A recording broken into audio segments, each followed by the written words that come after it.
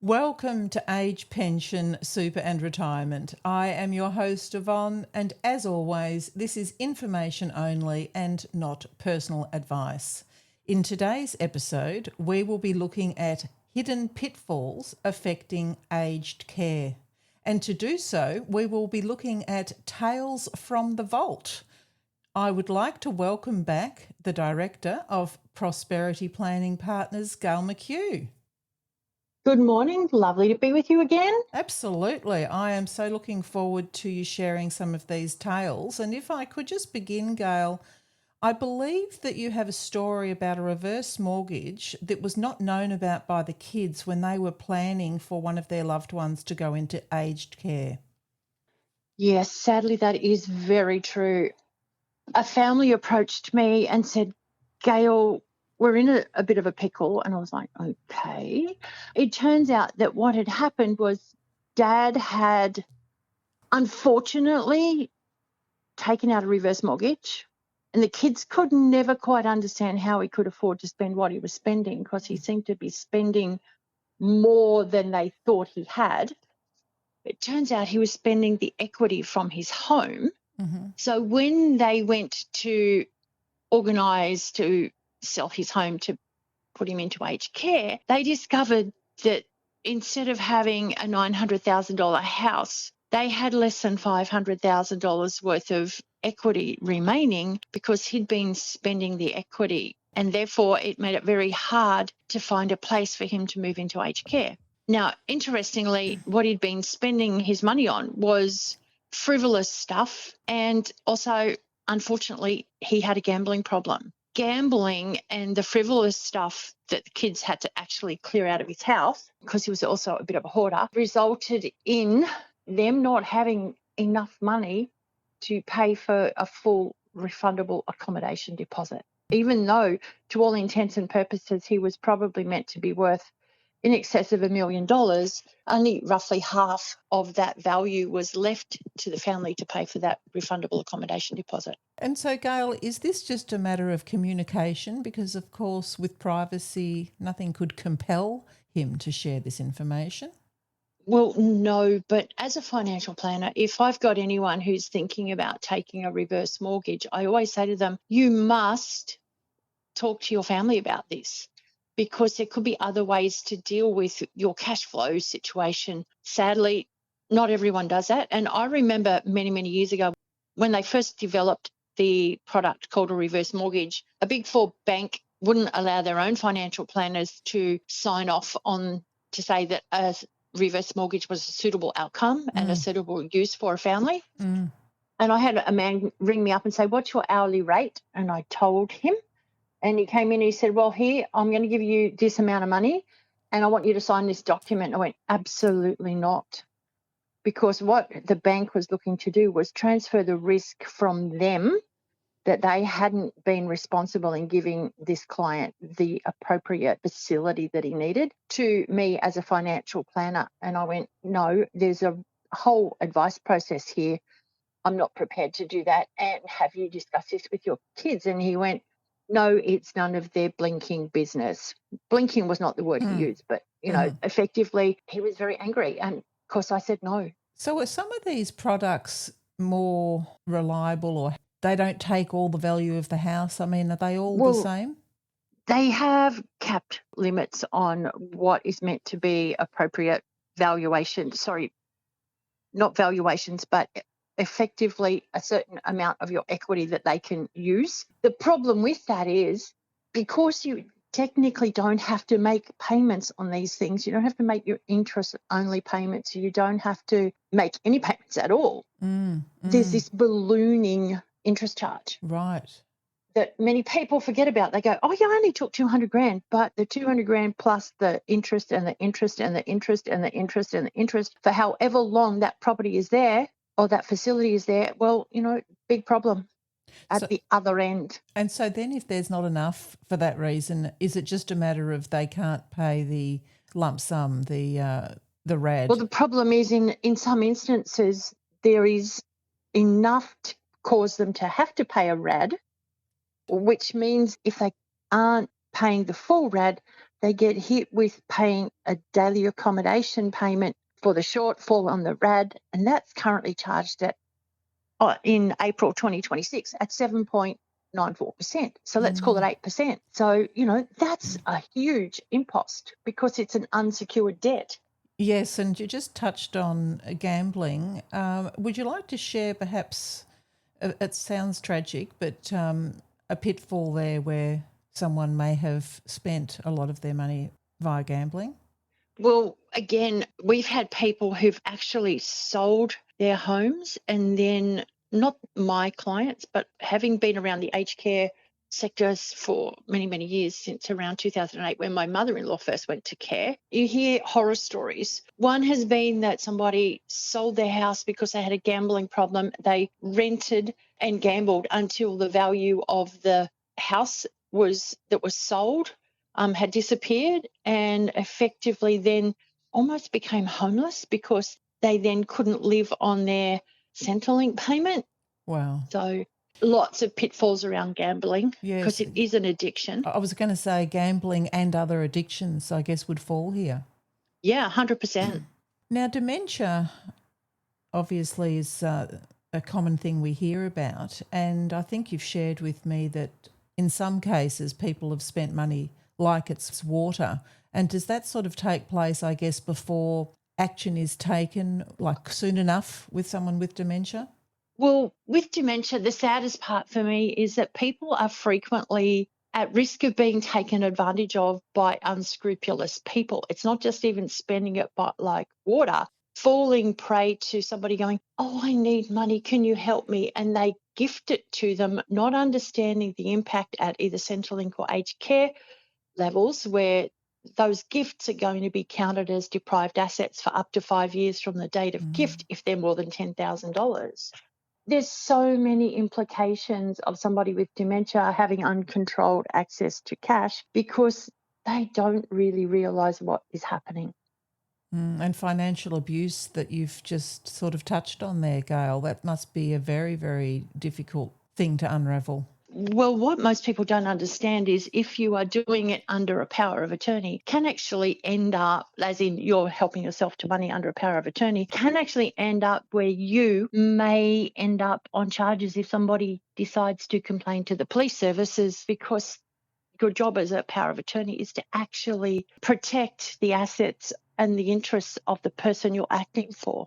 Yeah, that sounds like a really interesting issue. What are the checks and balances when someone is power of attorney to ensure this doesn't happen?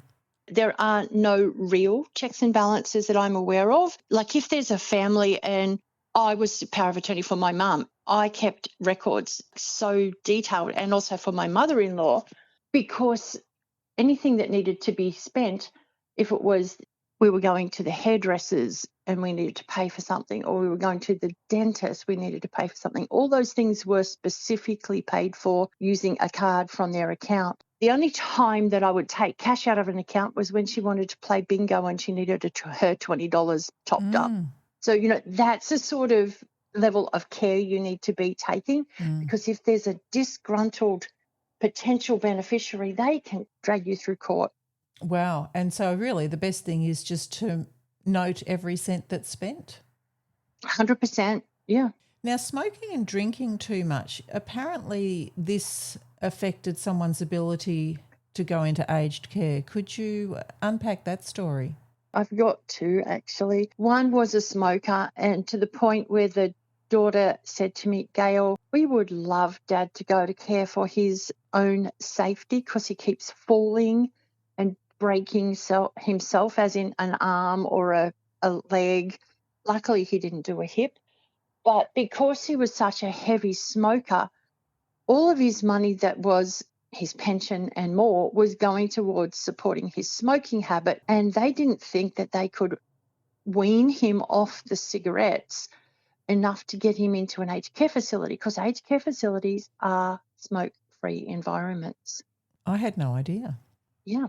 So effectively, the only way somebody who is in aged care who wants to smoke has to basically take themselves out to an external smoking area, which is generally not in the facility. It's out in the car park somewhere. It's a bit like when you go to a hospital and you see all the smokers at the front door of the hospital and they've got their drips attached. Right. And that obviously would often rely on assistance because not everybody can properly get themselves from A to B. Correct. So that was one family, and they said, oh, my God, we don't know how we're going to make it happen. And it turned out they never made it happen because the father was too dependent on the cigarettes or the nicotine or whatever, or just even the habit of smoking. They couldn't get him to stop. And similar with drinking, most facilities for the safety of residents don't encourage, massive drinking binges. But if somebody's got a drinking problem, then they don't necessarily want to go to aged care. Of course, they then can't get access to alcohol the way they would like to. So I guess the system of aged care really covers general situations only rather than these extremes. So what happens to these people?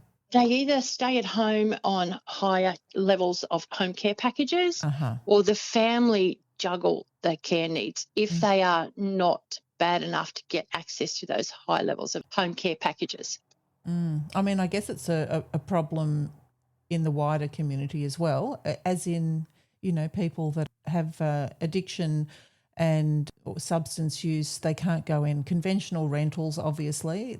There's a real gap, I'd imagine. It's a really tough situation that people find themselves in, particularly if they have no family support.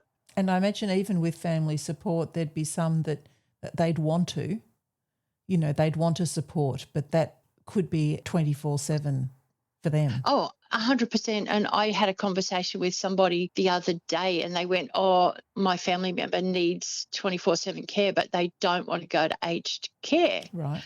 And around 10 years ago, I got a pricing for 24-hour a day care for a lady, and it was around $350,000 10 years ago. And I know that those service providers have probably doubled their cost per hour. So I cannot imagine what it's like now.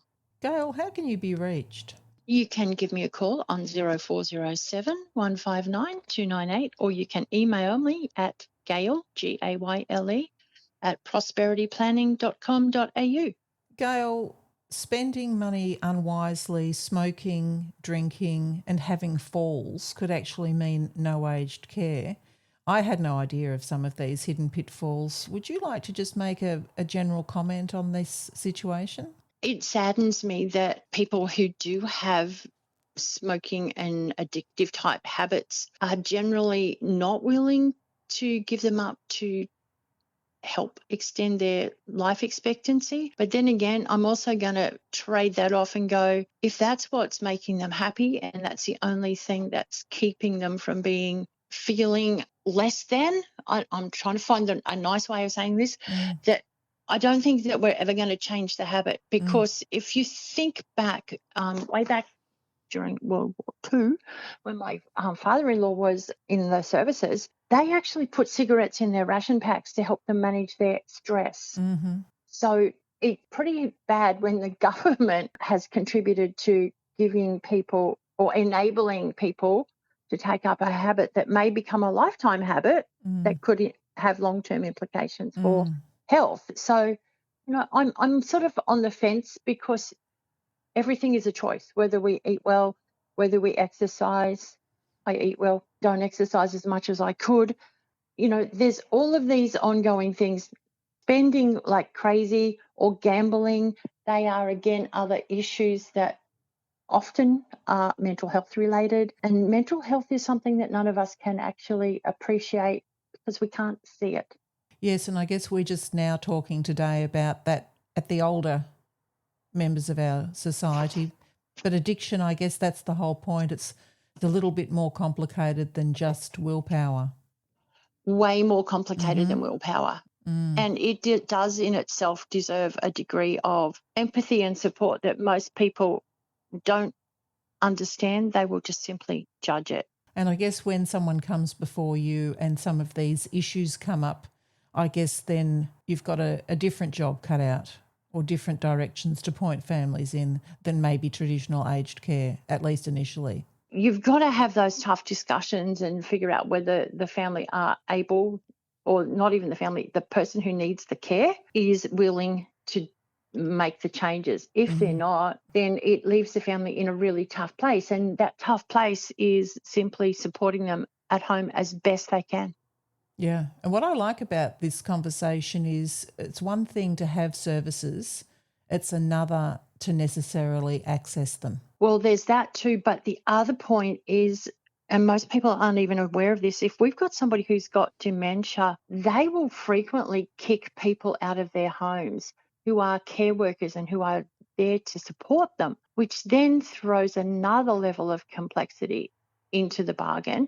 I cannot begin to tell you how many times I've had conversations with families and they've gone, Gayle, mum's on a level whatever package or dad's on a level whatever package. Problem is they refuse to let the carers in the house. If they're there, they let them in, then they abuse them and tell them to get out. Wow, and probably a little bit off topic, but it's just made me think for younger people that are getting packages, for example, with NDIS, that may also be the same situation. They may be able to have cleaners or someone help them shop or cook or check in on them, but if they don't allow access, then there's another gap. Huge gap. And it's an unforeseen gap, because while we might say, yes, this is great, we're eligible for a package, problem is, while they're eligible, are they going to accept the services? Gayle, thank you so much. This has been a really interesting topic to touch on. Now, for our international listeners wishing to join our Facebook group, the code word is yellow. And as always, this has been information only and not personal advice. Thank you so much, Gayle. Thank you.